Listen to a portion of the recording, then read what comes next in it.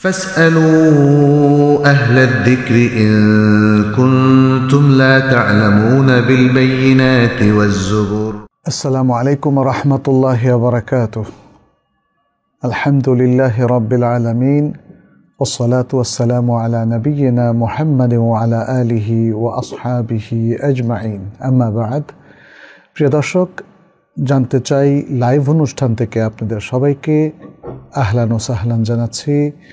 আল্লাহ আপনাদের ভালো করুন। বারাকাল্লাহু ফিকুম ওয়া হাইয়াকুমুল্লাহ। আজকে আমাদের 163তম পর্ব। আপনাদের অনেকগুলো প্রশ্ন আমাদের কাছে ইতিমধ্যে জমা হয়েছে। আমরা আজকে যেহেতু সময় একটু সংক্ষিপ্ত, আমরা যথাসম্ভব সংক্ষিপ্ত উত্তরে বেশি প্রশ্ন নেওয়ার চেষ্টা করব এবং আমাদের নির্ধারিত সময়ের মধ্যে আমরা শেষ করতে আপ্রাণ চেষ্টা করব ইনশাআল্লাহ। ফাআকুলু ওয়া বিল্লাহি তৌফিক। প্রথম প্রশ্ন এসেছে এম তানভীর আহমদ তুর্য, বলেছেন ব্যবসায়ী উদ্দেশ্য ছাড়া বিদেশ থেকে কোনো পণ্য নিজে গিয়ে কিনে আনলে অথবা কারো মাধ্যমে কিনে আনানো হলে দেখা যায় রাষ্ট্র ট্যাক্স পায় না। সেক্ষেত্রে এভাবে পণ্য ক্রয় করা জায়েজ হবে কি না? রাষ্ট্রের ট্যাক্সের একটা নিয়ম আছে এবং রাষ্ট্র ব্যবসায়িক পণ্যের উপরই ট্যাক্স বসায়। কোনো ব্যক্তিগত জিনিস অথবা শৌখিন জিনিসের উপর সাধারণত ট্যাক্স হয় না। অবশ্য যদি অনেক দামি জিনিস হয়ে থাকে এবং শৌখিন পণ্য হয়ে থাকে, তখন কোনো ক্ষেত্রে রাষ্ট্রপক্ষ থেকে ট্যাক্স বসানো হয়। ব্যক্তিগত ব্যবহারের জন্য মোবাইল, সেটা ব্যবহৃত হোক অথবা নতুন হোক, ব্যক্তিগত ব্যবহারের জন্য যে কোনো ডিভাইস, ল্যাপটপ, কম্পিউটার, সাধারণত এগুলোতে কোনো ট্যাক্স হয় না।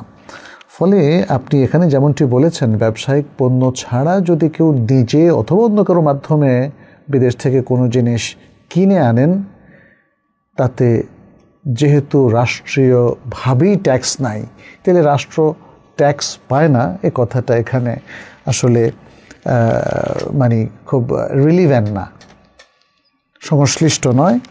রাষ্ট্র তার নিয়মে ট্যাক্স পাবে, আর যদি রাষ্ট্র সেখানে রিবেট দেয়, ট্যাক্স মওকুফ করে দেয়, তাহলে রাষ্ট্র এখানে ট্যাক্স না পাওয়ার মধ্যে কোনো সমস্যা নেই এবং সেক্ষেত্রে এভাবে পণ্য কিনে আনতে কোনো অসুবিধা নেই। তবে অনেক মানুষ ব্যবসায়িক উদ্দেশ্যে তারা ফ্লাইং বিজনেস করে এবং জিনিসপত্র আনা নেয়া করে। তারা কিনে আনে ব্যবসায়িক উদ্দেশ্যে কিন্তু ডিক্লেয়ার করে ব্যক্তিগত উদ্দেশ্যে। এটা নিষিদ্ধ। এর মধ্যে আসলে ত্রুটি আছে এবং এর মধ্যে প্রতারণা আছে। অতএব ব্যবসায়িক উদ্দেশ্যে জিনিস কিনে সেটা যদি ব্যক্তিগত উদ্দেশ্যে ছাড়িয়ে নেওয়া হয় ট্যাক্স না দেওয়ার জন্য, তাহলে সেখানে আপত্তি আছে। ঠিক একইভাবে ট্যাক্স নয় এমন পণ্য বলে ডিক্লেয়ার করলো, আসলে এনেছে ওই পণ্য যে পণ্যের মধ্যে ট্যাক্স আছে, তারপরে সে যোগসাজশ করে সেটা ট্যাক্স ছাড়িয়ে নিয়ে আসলো, এর মধ্যেও সমস্যা আছে, আপত্তি আছে। আশা করি বুঝতে পেরেছেন। অতএব যেখানে ট্যাক্স দেওয়ার ব্যাপারে শরিয়তের কোনো বার নেই এবং ট্যাক্স রাষ্ট্রপক্ষ মওকুফ করে দিয়েছে, সেখানে ট্যাক্স না দেওয়ার মধ্যে কোনো পাপ নেই। আমাতুল্লাহ আমাদের আজকের দ্বিতীয় প্রশ্নটি করেছেন। তিনি বলেছেন, আমরা 2 ভাই বোন। 5 বছর আগে আমার বাবা মার মধ্যে ডিভোর্স হয়ে যায়। আমি তখন ইন্টারে পড়ি, বয়স ছিল 19-20 বছর। আমিও আমার ভাই মায়ের সাথেই থাকি, যদিও বাবা তার সাথে থাকার জন্য বলেছিলেন। আমার মায়ের বর্তমান স্বামীও আমাদের প্রতি দায়িত্বশীল ও যত্নবান, আলহামদুলিল্লাহ। আমার 22 বছর বয়সে আমার বাবা চাচাদের অনুপস্থিতিতে আমার বর্তমান বাবা ও মায়ের উপস্থিতিতে পারিবারিকভাবে বিয়ে হয়। যেহেতু আমার অভিভাবক জীবিত আছেন, সেক্ষেত্রে বিয়ে শরঈ দিক থেকে কোনো সমস্যা আছে কি? আমরা ভাই বোন বাবার কাছে থাকিনি বিধায় তিনি আমাদের সাথে কথা বলেন না এবং আমাদের সাথে কোনো প্রকার যোগাযোগও নেই। জাযাকাল্লাহু খায়রান, বারাকাল্লাহু ফিক। বোন আমাতুল্লাহ, আসলে আপনার শরঈ গার্ডিয়ান বা অভিভাবক হচ্ছে আপনার বাবা এবং তিনি না থাকলে আপনার চাচা। অতএব তাদের কনসেন্টটা খুবই জরুরি আপনার বিবাহের জন্য, বিবাহের শারঈ বৈধতার জন্যে। আপনাদের এই জিনিসটা এখানে মিসিং হয়েছে। যদিও একটা স্কুল অফ থট, যেমন ইমাম আবু হানিফা রাহিমাহুল্লাহর মত অনুযায়ী বালেগা হলে সেক্ষেত্রে বাবার অনুমতি লাগবে না, কিন্তু এটা রাসূল সাল্লাল্লাহু আলাইহি ওয়াসাল্লামের হাদিস দ্বারা প্রমাণিত নয়, বরং একাধিক হাদিসে রয়েছে, এমনকি কোরআনের আয়াতেও রয়েছে বিবাহটা তাদের আহাল তথা অভিভাবকের অনুমতিক্রমে হতে হবে। অতএব আমরা মনে করি যে ক্ষেত্রে আপনার জন্য করণীয় হলো আপনার বাবার কনসেন্ট নেওয়া। বাবার সাথে আপনার কথা হয় না, এটা কেন? এটা তো উচিত না। নিশ্চয়ই হয়তো আপনাদের তরফ থেকে কোনো ঘাটতি আছে, অথবা আপনার বাবা অসম্ভব জেদি। যেটাই হোক না কেন, আপনারা শারঈ বিষয়টা এখানে উপেক্ষা করেছেন, কারণ এই বিষয়টাকে আপনারা গুরুত্ব দেননি, কিন্তু এটা গুরুত্বপূর্ণ। ফলে শুরু থেকেই এই ধরনের অবস্থায় যারা আছেন তারা বাবার সাথে যদি রাগ থাকে, কথা না থাকে ইত্যাদি, কিন্তু এই বিবাহের সময় তাদের সাথে কথা বলে এটাকে শারঈভাবে সম্পাদন করতে হবে। আল্লাহু তাআলা আলাম। আপনার হয়তো এখন আরেকটা প্রশ্ন হচ্ছে, তখন আমার বিবাহের কি দশা? আপনার বিবাহে আপনার মায়ের যে স্বামী, যার অধীনে আপনি লালিত পালিত হয়েছেন, আপনার বিবাহের মধ্যে তিনি অভিভাবকত্বের দায়িত্ব পালন করেছেন, যদিও শারঈ দিক থেকে এখানে ঘাটতি রয়ে গেছে। আপনার বর্তমান মানে মায়ের স্বামীর যে বা আপনার বর্তমান বাবা যিনি, তার অভিভাবকত্ব কিছুটা এখানে স্বীকৃত, কারণ আপনার আপন বাবাও এটাকে হয়তো মেনে নিয়েছেন এবং আপনাকে এই ফ্যামিলিতে থাকার অনুমতি দিয়েছেন। এ সকল দিক থেকে এই অভিভাবকত্বকে একদম ফেলে দেওয়া যাবে না, কিন্তু শারঈ দিক থেকে আপনার আপন বাবার পক্ষ থেকে একটা অনুমতি, মৌখিক অনুমতি হলেও নেওয়া দরকার ছিল। সেই জায়গাটা এখানে ঘাটতি। সেই ঘাটতিটা এখন পূরণ করা জরুরি কিনা এটা হয়তো আরেকটা প্রশ্ন, তবে উত্তম হচ্ছে সেটা পূরণ করা এবং আপনার বাবার সম্মতি নিয়ে যদি বিবাহটাকে আরেকবার তাজদীদ করা যায়, রিনিউ করা যায়, সেটা উত্তম হবে। সামাজিকভাবে বিবাহ যখন স্বীকৃত হয়ে যায়, সেক্ষেত্রে এই ধরনের রিনিউয়াল অফ ম্যারেজ, যেটা অর্থাৎ বিবাহকে নতুন করে আবার করানো, এটা জরুরি নাও হতে পারে। এবং অনেক উলামায়ে কেরাম যারা ওলির শর্ত করেছে, তারা বলেছেন বিবাহটা যদি মানুষের কাছে প্রচারিত হয়ে যায় এবং মোটামুটি মানে শারঈ অন্যান্য দিকগুলো রক্ষা করা হয়, তাহলে দীর্ঘদিন ধরে এই বিবাহ যদি মানে কন্টিনিউ করে এবং তারপরে সন্তান হয়ে যায়, তাহলে এটা সামাজিকভাবে প্রতিষ্ঠিত বিবাহ। অতএব উত্তম হচ্ছে যদি কোনো ত্রুটি থাকে সেই ত্রুটিটা সারানোর জন্য বিবাহটাকে রিনিউ করা, না করলেও এটা শারঈ বিবাহ হিসাবেই গণ্য হবে বলে অনেক মুহাক্কিক উলামায়ে কেরাম মত প্রকাশ করেছেন। মহসিন খান তিনি বলেছেন, আমি শিক্ষকতা পেশায় আছি, প্রতিষ্ঠানের পক্ষ থেকে আমাকে নির্বাচনে ডিউটি করার প্রস্তাব দেওয়া হয়েছে। আমি কি নির্বাচনে ডিউটি করতে পারবো নাকি আমার জন্য হারাম হবে? ভাই মহসিন খান, আপনি কি ধরনের নির্বাচনের কথা বলেছেন সেটা তো এখানে ক্লিয়ার করেননি। নির্বাচন তো অনেক ধরনের হয়। নির্বাচন যদি যেমন একটা প্রতিষ্ঠানের একটা কমিটি নির্বাচন হয়, কিংবা কাউন্সিলের নির্বাচন হয়, কিংবা ইউনিয়নে জনপ্রতিনিধি নির্বাচন হয়, শরিয়াতে এগুলো কিন্তু নিষিদ্ধ নয়। কারণ এই ধরনের নির্বাচনের মধ্য দিয়ে আমরা আসলে কিছু দায়িত্বশীল পাই। এই দায়িত্বশীলরা কিন্তু আল্লাহর আইনে কখনো হাত লাগাতে পারে না। অতএব এই ধরনের নির্বাচনগুলো, যেগুলো স্বল্প পরিসরে জনপ্রতিনিধি নির্বাচন হোক, অথবা স্কুলের নির্বাচন হোক, মাদ্রাসার নির্বাচন হোক, মসজিদের কমিটি নির্বাচন হোক, এগুলো শরীয়তে জায়েজ আছে এবং সেখানে আপনি অবশ্যই ডিউটি পালন করতে পারবেন। যে নির্বাচনগুলো মানুষকে বঞ্চিত করার জন্য হয়, যে নির্বাচনগুলো দিয়ে জাতিকে ধোঁকা দেওয়া হয় এবং আল্লাহর আইনের বিরোধিতা করা হয়, আল্লাহর আইনের মূলোৎপাটন করা হয়, সেগুলোতে আপনি ডিউটি করতে পারবেন না। ওয়াহিদা খানম আমাদের কাছে দুটো প্রশ্ন নিয়ে এসেছেন। প্রথম প্রশ্ন তিনি বলেছেন, ফোনের রিংটোনে যদি বাদ্যযন্ত্র সহকারে মিউজিক থাকে তবে কি গুনাহ হবে? অবশ্যই। যে কোনো ধরনের মিউজিক, সেটা আপনি অ্যাপসের মাধ্যমে করেন, সেটা আপনি কম্পিউটার প্রোগ্রামিংয়ের মাধ্যমে করেন, ইভেন সেটা যদি আপনি কোনো বাদ্যযন্ত্রের কিংবা ইলেকট্রনিক অথবা ডিজিটাল ডিভাইসের মাধ্যমে করেন, সবটাই নিষিদ্ধ বলে গণ্য হবে। কারণ সবগুলোই একই ধরনের নিষিদ্ধ আওয়াজ প্রডিউস করে, উৎপাদন করে। ফলে সেটা যেরকম যন্ত্রই হোক না কেন, বা সফটওয়্যার হোক না কেন, বা প্রোগ্রাম হোক না কেন, সেটা কিন্তু একই ধরনের নিষিদ্ধ আওয়াজ তৈরি করে বিধায় সেটা নিষিদ্ধ হবে এবং সেগুলো বাজালে গুনাহ হবে। দ্বিতীয় প্রশ্ন করেছেন আমার বোন, আলহামদুলিল্লাহ বাইরে চলাচলের সময় পর্দা করে, কিন্তু মাঝে মধ্যে সে ফেসবুকে ছবি দেয় হিজাব ছাড়া। এখন এই ছবি ফেসবুকে দেওয়ার জন্য তো তার অবশ্যই গুনাহ হবে, কিন্তু এই ছবিগুলো যতদিন ফেসবুকে থাকবে ততদিন পর্যন্ত তার গুনাহ হতেই থাকবে। মানে এটা আপনার প্রশ্ন। হ্যাঁ, যতদিন পর্যন্ত পাপের উপকরণগুলো আপনি ইউজ করবেন অথবা পাপটা এক্সিস্ট করবে, সমাজে থাকবে, রাষ্ট্রে থাকবে, তার পাপের বার্তাটা ছড়িয়ে যাবে, কন্টিনিউ করবে, ততদিন পর্যন্ত সেটা পাপ, মানে কন্টিনিউয়াসলি পাপ তৈরি করতে থাকবে।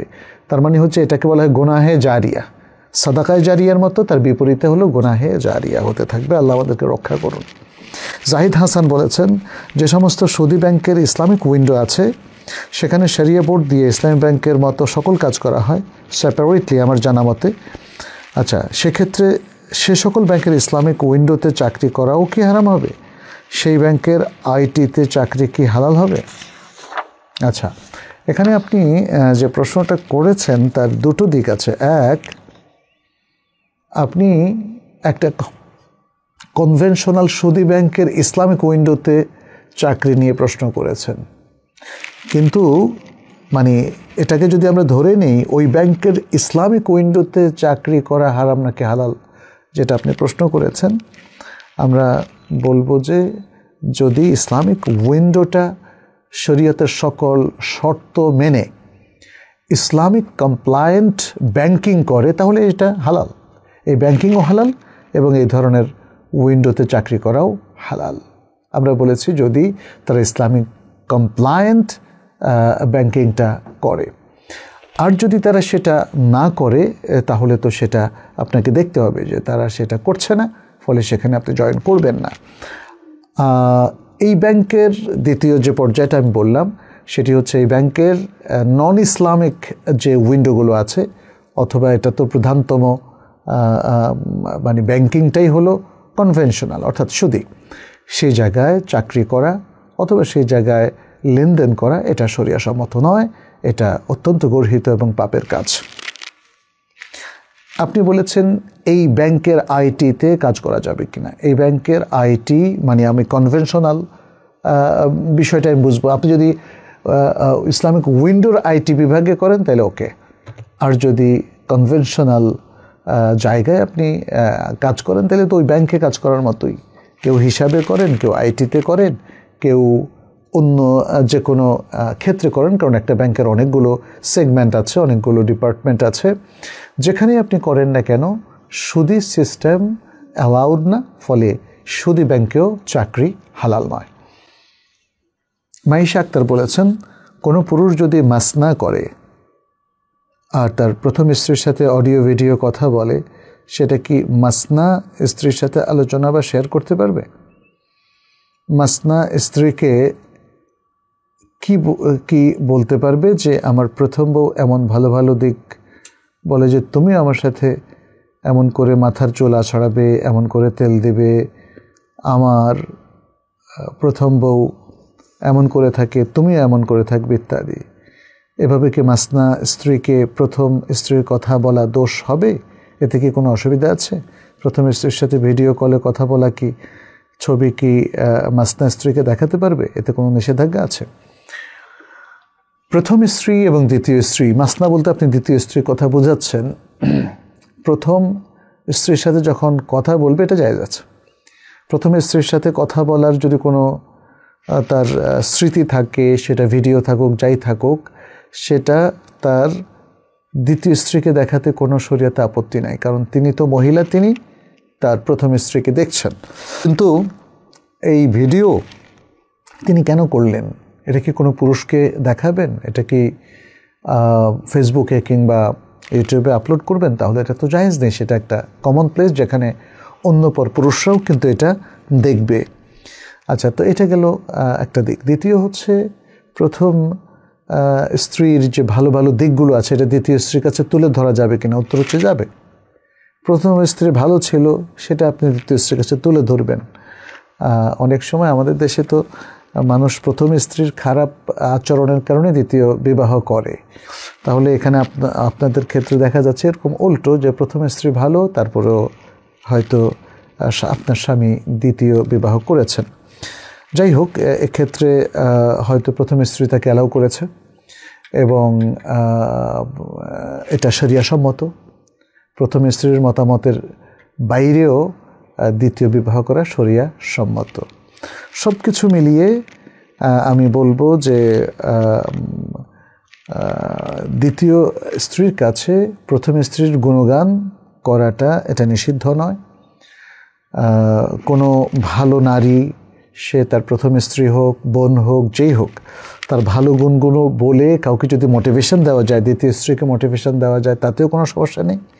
কিন্তু প্রথম স্ত্রীর কোনো দোষ বর্ণনা করা, তাকে গালমন্দ করা অথবা তার খারাপ জিনিসগুলো দ্বিতীয় স্ত্রীর কাছে তুলে ধরা, এটা ঠিক হবে না, এটা শরিয়াতে জায়েজ নেই।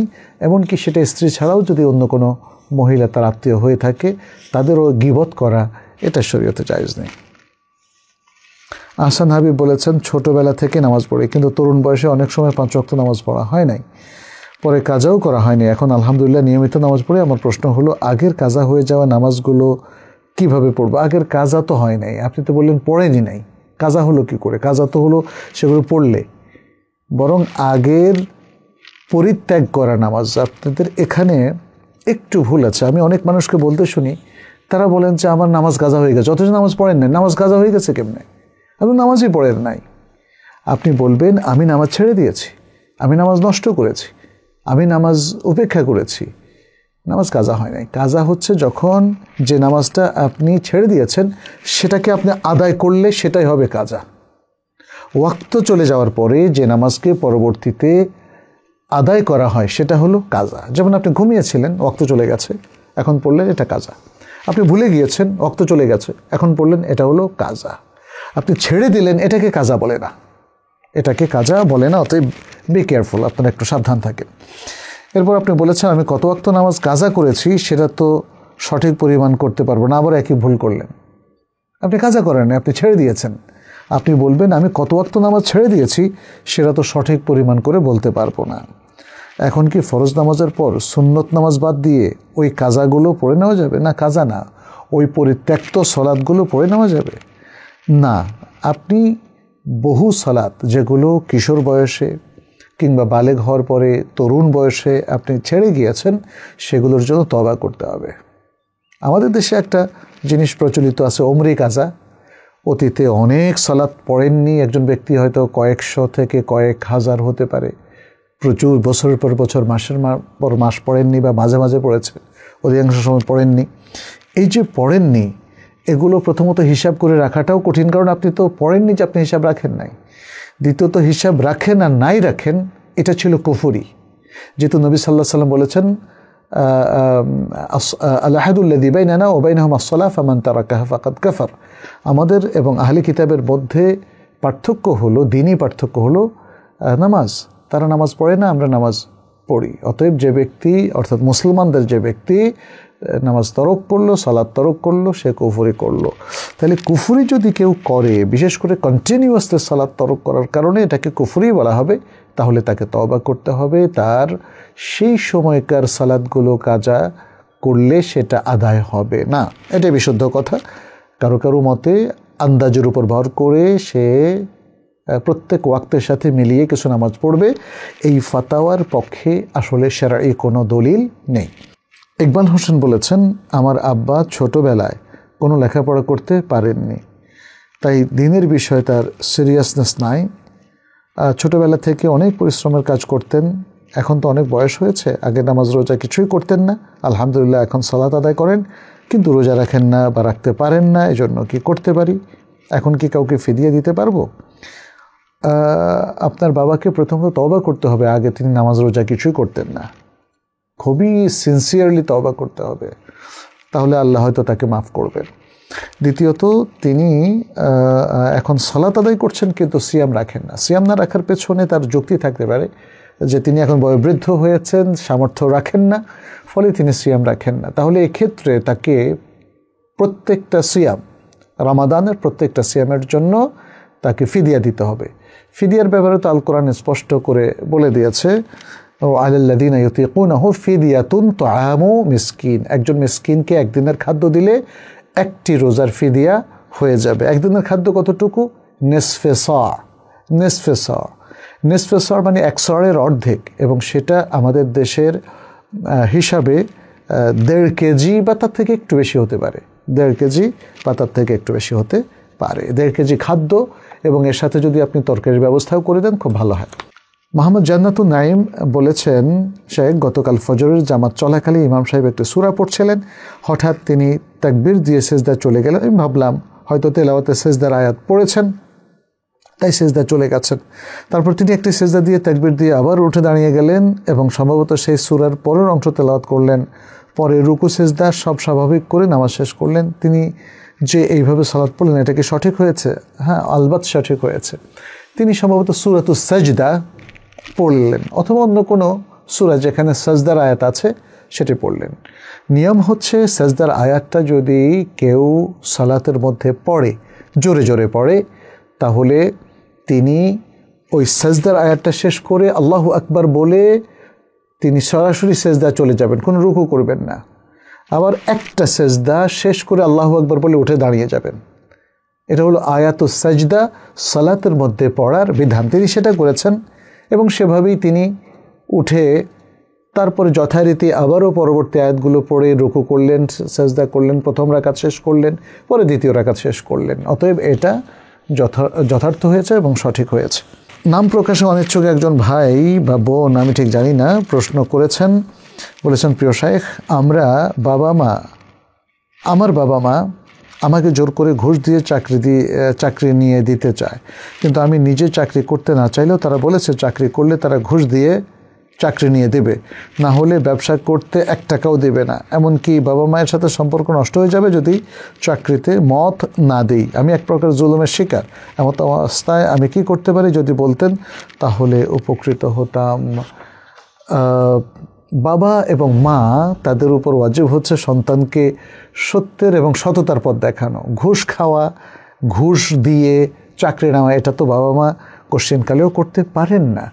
অতএব আমরা এই বাবা মাকে আল্লাহ যেন হেদায়েত দেন সে দোয়া করছি।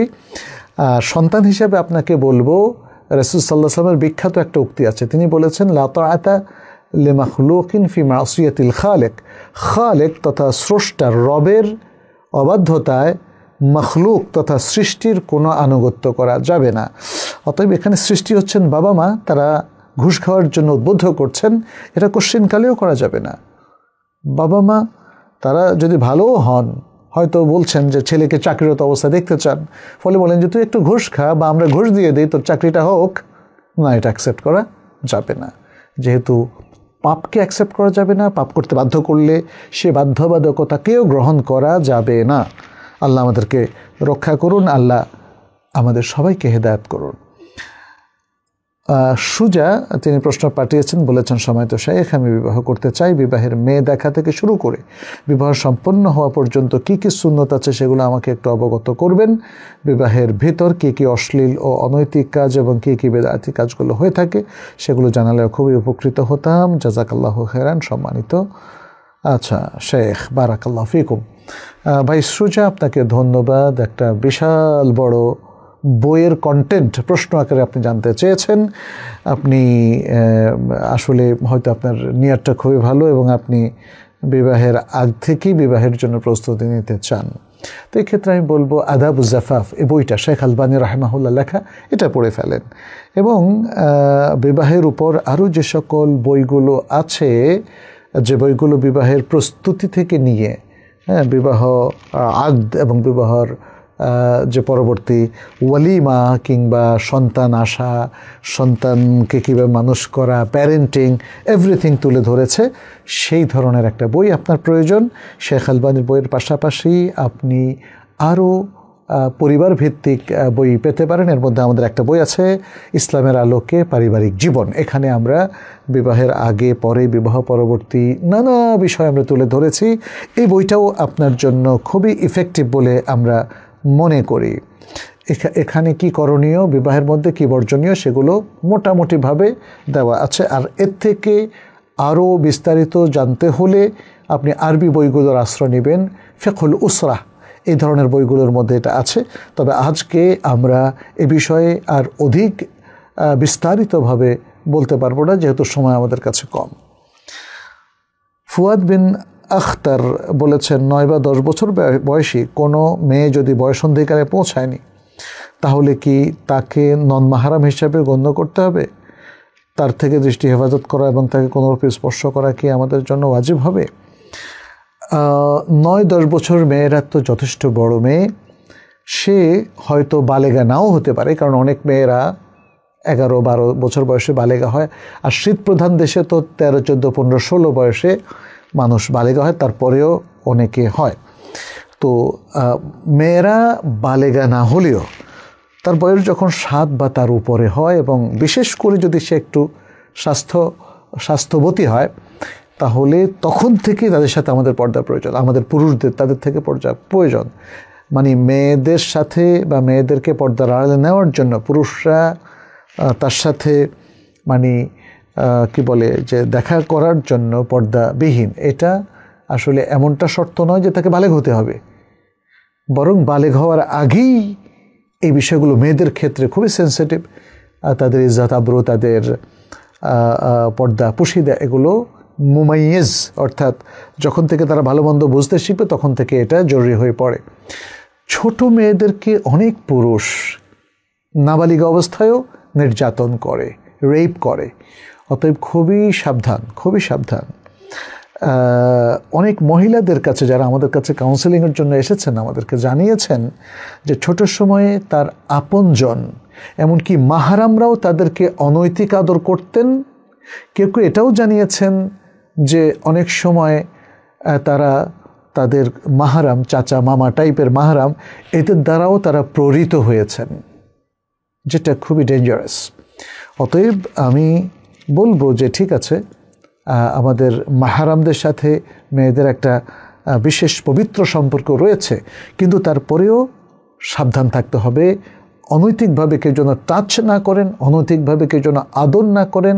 এ বিষয়ে সন্তানদেরকে যেমন সাবধান থাকতে হবে, সাবধান থাকার জন্য বাবা মাকে তাকে তারবিয়ত দিতে হবে, ঠিক তেমনি বাবা মাও খুব সাবধান থাকবেন। অনেক বাবা মা তার টিনএজার বাচ্চাকে নিয়ে, এই 9-10 বছর, 12-13 বছর বয়সের বাচ্চাকে প্রাইভেট টিউটর পুরুষের কাছে রেখে চলে যান। এটা খুবই ডেঞ্জারাস, এটা করা যাবে না। অতএব আমি বলবো যে নন মাহারাম তারা এই ছোট বাচ্চাদেরকে যেন স্পর্শ না করে অনৈতিকভাবে, কিংবা তাদের কাস্টডিতে বাচ্চাদেরকে রেখে দেওয়াও যাবে না। মোহাম্মদ মোস্তফা রিপন তিনি বলেছেন, আমি বেসরকারি ব্যাংকে প্রিন্সিপাল অফিসার হিসেবে কর্মরত আছি। সুদী ব্যাংক হওয়ায় এ জব কন্টিনিউ করতে চাই না। ইনশাআল্লাহ। আলহামদুলিল্লাহ, আলহামদুলিল্লাহ, খুবই ভালো। আপনি বলেছেন, তাই আমি অস্ট্রেলিয়াতে স্কিল মাইগ্রেশন হিসেবে যেতে চাই। তার জন্য স্কিল অ্যাসেসমেন্ট করেছি, তার মেয়াদ 2 মাস আছে। এদিকে 1 বছর আগে আমার বাবা মারা যায়, আমার মা অসুস্থ, বোন প্রতিবন্ধী, সিজোফ্রেনিয়া রোগী। আমার ছোট ভাই ওমানে থাকে, আর আমার 2 বাচ্চা আছে। আমার প্রশ্ন হচ্ছে, অসুস্থ মা, বোন, ছোট বাচ্চাদের রেখে কি এর সময় অস্ট্রেলিয়া যাওয়া উচিত হবে? আপনার কাছে পরামর্শ চাই। না, উচিত হবে না। আপনার বাবা মায়ের হক আপনাকে আদায় করতে হবে, সন্তানদের হক আদায় করতে হবে। ওয়েস্টার্ন দেশগুলোতে আপনি একটু বেশি সুখ শান্তি পাওয়ার জন্য যাবেন, কিন্তু ইসলাম তো সেখানে পাওয়া যাবে না। আপনি এখানে বেসরকারি কনভেনশনাল ব্যাংক, সুদী ব্যাংকগুলো ত্যাগ করতে চান, আর অস্ট্রেলিয়াতে শরিয়ার জন্য যেতে চান। অস্ট্রেলিয়াতে তো আসলে যারা আছে তারা খুব স্ট্রাইভ করছে, তারা খুব সংগ্রাম করছে। সেখানে দিনদারি রক্ষা করাটা খুব চ্যালেঞ্জিং। ইউরোপ আমেরিকাতে দিনদারি রক্ষা করাটা খুবই চ্যালেঞ্জিং। কারোর জন্য সহজ হচ্ছে যারা ইসলামিক সেন্টারে থাকেন, তার সাথে কানেক্টেড বা দাঈল আল্লাহ হিসাবে কাজ করেন। কিন্তু অন্য সাধারণদের ক্ষেত্রে 95% ক্ষেত্রে আমরা ডিজাস্টার দেখি। অতএব বি কেয়ারফুল। এবং প্লাস আপনার আছে এখানে অসুস্থ বাবা, মা, বোন এবং নিজের ছোট বাচ্চা, সব কিছু মিলিয়ে আপনি বিদেশে যাওয়ার এই চিন্তাটা ত্যাগ করে নিজেই দেশে ভালো কিছু করে বা উদ্যোক্তা হয়ে এন্টারপ্রেনারশিপ মেনটেন করে আপনি দেশেই থাকার ব্যবস্থা করুন। এটাই হলো আমার পরামর্শ। আরিফ আহমদ বলেছেন, সময় স্বল্পতার কারণে অনেক সময় দলিল ছাড়া আমলের কথা বলেন। আপনার মতো এমন অনেকেই বলে, এখন আমাদের করণীয় কি? ভাই, দলিল ছাড়া আমল, তার মানে আমি কি বলছি দলিল লাগবে না, দলিল ফেলে দেন, এমনি আমল করেন আন্দাজে? এ কথা কি আমরা কখনো বলেছি? আপনি এভাবে কেন প্রশ্ন করছেন আরিফ সাহেব?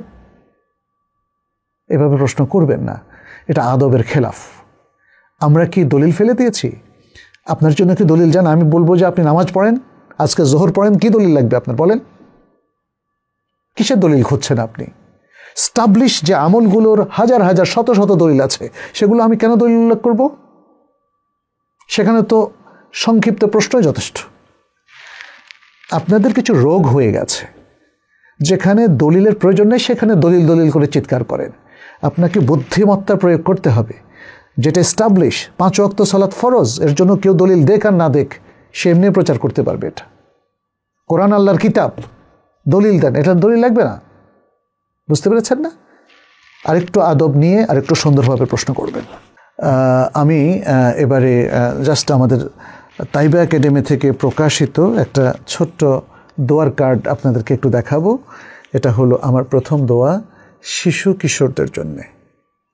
শিশু কিশোরদের জন্য আমরা মাসনুন দোয়া শেখার একটা ফ্ল্যাশ কার্ড ব্যবহার করেছি। এটা আসলে একটা বাক্সের মধ্যে দেওয়া আছে, 14টা দোয়ার কার্ড এখানে আছে। এই যে এখানে দেখতে পাচ্ছেন, আমরা শরিয়া কমপ্লায়েন্ট কিছু চিত্র এখানে ব্যবহার করেছি এবং অপর পিঠে আছে দোয়া, যেমন এখানে শুকরান, জাযাকাল্লাহু খায়রান, বারাকাল্লাহু ফিক, এভাবে দেওয়া আছে। এগুলোর আমরা যেহেতু এটা কোরআন নয়, কোরআনের ক্ষেত্রে আমরা বাংলা উচ্চারণটা অ্যালাউ করি না, বাট এখানে অনেক মানুষের সুবিধার জন্য দেওয়া হয়েছে। তারপর আমি বলবো আপনি আরবি দেখে আরবি উচ্চারণ করবেন, আরবির বাংলাটা দেখে আরবি উচ্চারণ করবেন না। তাতে অনেক সময়ই আপনার অনেকগুলো বর্ণের উচ্চারণটা সমস্যা হয়ে যাবে। যেমন জাযাকাল্লাহু খায়রান, এখন জিমের সঠিক উচ্চারণ নাও আসতে পারে। আবার জায়ের উচ্চারণটা আপনি জাযাকাল্লাহ যদি বলেন তাহলে তো মুশকিল হয়ে যাবে, তাই না? তো যাই হোক, আমরা আপনাদেরকে অবশ্যই এনকারেজ করি আপনারা আরবিটা দেখেই আপনারা উচ্চারণটা করবেন। আর এখানে অর্থটা দেওয়া আছে। তারপরে এখানে যেমন দেওয়া আছে শুকরিয়া, ধন্যবাদ জ্ঞাপন, ক্রোধ দমনের দোয়া, হাঁচির উত্তরে, তারপর হাঁচির পরে, তারপরে ঘুম থেকে জেগে উঠে, ঘুমানোর পূর্বে। আবার এগুলো প্রত্যেকটার বিপরীতে আমরা মানে কনসার্নড ছবিটা ব্যবহার করেছি, তবে চেহারার যে চিহ্নগুলো আছে সেগুলো আমরা দেইনি, নাক, চোখ, ইত্যাদি এই বিষয়গুলো। তো যাই হোক, এটা আপনার সন্তানদের জন্য খুব চমৎকার একটা কালেকশন হতে পারে, এমনকি কিশোরদের জন্য হতে পারে। আর বিশেষ করে স্কুল গোয়িং স্টুডেন্ট যারা মাত্র স্কুলে যাচ্ছে বা প্লে নার্সারি কিংবা কেজি 1 কেজি 2তে পড়ছে, 1-2তে পড়ছে, তাদের জন্য এটা চমৎকার একটা কালেকশন হতে পারে। আপনারা এটা সংগ্রহ করে নেবেন যে কোনো প্রতিষ্ঠান থেকে, বিশেষ করে অনলাইন থেকে ওয়াফি লাইফ কিংবা রকমারি.com-এও আপনারা পেয়ে যাবেন। আর কখনো যদি আমাদের তাইবা টিমকে পান তাহলে তাদের কাছ থেকেও আপনি নিতে পারবেন ইনশাআল্লাহ। একজন টেম্পোরারি ট্রাভেলার এই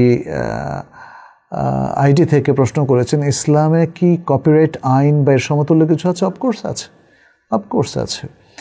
কোনো ব্যবসায়ীর ডিজাইন যেমন কাপড়, গয়নাগাটি ইত্যাদি দেখে সেরকম করে নিজের মতো জিনিসপত্র বানালে কি পাপ হবে না?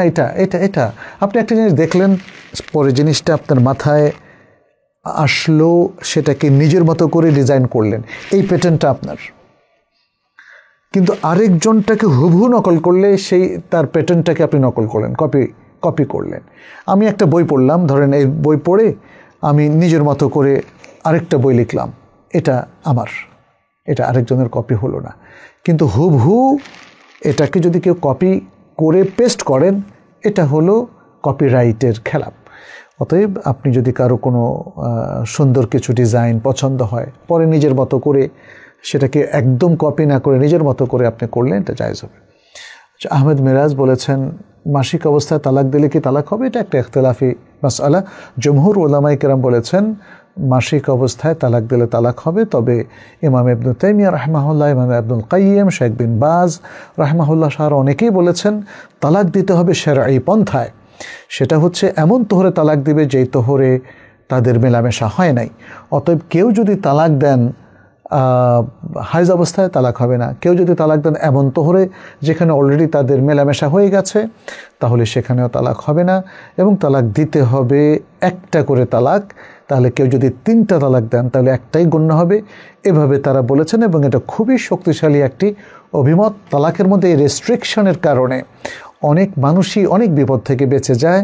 এবং যারা তুলনামূলক ফিকহ শাস্ত্র পড়বেন তারা বুঝতে পারবেন যে এখানে আসলে এই মতটার পেছনে অনেক শক্তিশালী দলিল রয়েছে।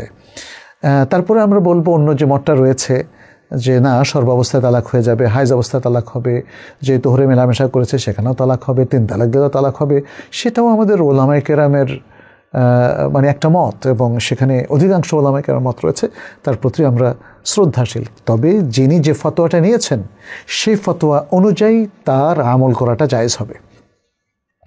পারভেজ টপি বলেছেন, এখন কিছু মানুষ পাগল ভাবগুরুকে ধরে চুল কেটে দিচ্ছেন, তাদের মতের বিরুদ্ধে এটা কি শরিয়ত অনুমোদন দেয়? দেখুন, কিছু মানুষ যারা নিজেদের বুদ্ধি হারিয়েছে, পাগল হয়ে গেছে, কিংবা মানসিক বিকারগ্রস্ত অথবা মানসিকভাবে অসুস্থ, এই ধরনের লোকদেরকে তো আপনি সেবা দিতে পারেন।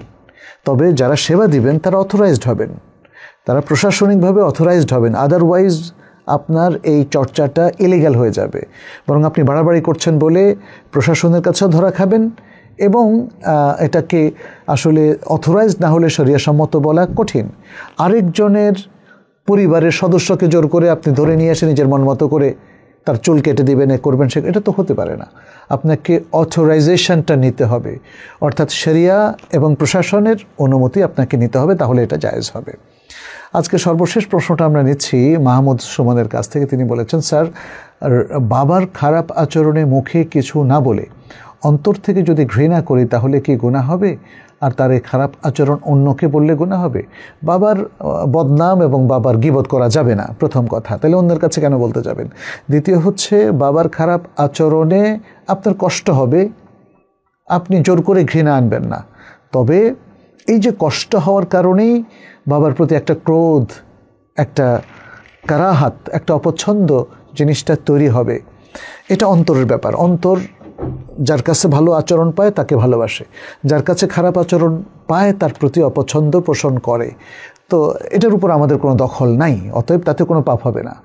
কিন্তু আপনি চেষ্টা করবেন বাবার খারাপ আচরণটাকে ওভারকাম করতে, তাকে ক্ষমা করে দিতে এবং তার প্রতি ভালোবাসা এবং শ্রদ্ধা বজায় রাখতে, যেহেতু তিনি বাবা, এবং তার পাশাপাশি মায়ের ব্যাপারেও একই বিধান। প্রিয় ভাইয়েরা, প্রিয় বোনেরা, আপনাদের সবাইকে ধন্যবাদ যারা এতক্ষণ আমাদের সাথে ছিলেন। আল্লাহর কাছে দোয়া করি তিনি যেন আমাদেরকে ভালো আমল করার তৌফিক দান করেন, এবং তিনি আমাদের যে কোনো পাপ ত্রুটি এবং যে কোনো ঘাটতি তিনি সংশোধন করে দেন, ক্ষমা করে দেন। আল্লাহর কাছে সেই দোয়া রেখে আজকের মতো এখানে বিদায় নিচ্ছি। আল্লাহ হাফেজ। আসসালামু আলাইকুম ওয়া রাহমাতুল্লাহি ওয়া বারাকাতুহু। সুবহানাকাল্লাহুম্মা ওয়া বিহামদিক, আশহাদু আল্লা ইলাহা ইল্লা আনতা, আস্তাগফিরুকা ওয়া আতুবু ইলাইক।